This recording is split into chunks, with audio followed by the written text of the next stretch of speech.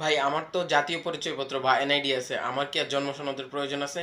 হ্যাঁ ভাই, অবশ্যই আপনার জন্ম সনদের প্রয়োজন আছে। আপনি যখন আপনার সন্তানের জন্ম সনদের আবেদন করতে যাবেন, তখন অবশ্যই আপনার জন্ম সনদ থাকতে হবে এবং সেটা অনলাইন থাকতে হবে। অফলাইন থাকলে চলবে না। এবার আসি আপনি আপনার পরিবারের কারো মৃত্যু হলো, তখন আপনি তার পক্ষ হয়ে আপনি যে মৃত্যু সনদ বা তার জন্ম সনদের জন্য আবেদন করবেন, অবশ্যই আপনার একটি জন্ম সনদ থাকতে হবে। এবার আসি আপনার মৃত্যুর পর আপনার সন্তান যদি আপনার কোনো সম্পদ, ব্যাংক অ্যাকাউন্ট তাদের আয়ত্তে নিতে চায় বা ওইটার অ্যাক্সেস পেতে চায়, তাহলে আপনার মৃত্যু সনদ প্রয়োজন হবে। আর সেই মৃত্যু সনদ অবশ্যই অনলাইন হতে হবে এবং সেই অনলাইন মৃত্যু সনদ করার জন্য প্রথমেই আপনার জন্ম সনদ করতে হবে, তারপরে তারা আপনার মৃত্যু সনদ করতে পারবে।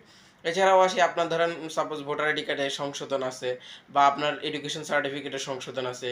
এগুলো সংশোধন করতে গেলে সবার আগে আপনাকে আপনার 5% সার্টিফিকেট ঠিক করতে হবে। আর সেই 5% সার্টিফিকেট ঠিক করার জন্য আপনার জন্ম সনদ লাগবে।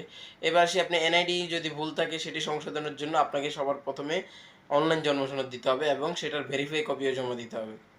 সো এছাড়াও জন্ম নিবন্ধন যেমন ওয়ারিশ সার্টিফিকেট করতে গেলেও অনেক সময় জন্ম নিবন্ধনের প্রয়োজন পড়ে। বিদেশের কথা বললে তো লাভই নেই। বাংলাদেশ থেকে বাইরে যখন যাবেন আপনি, ওখানে এনআইডির কোনোই ভ্যালু নাই।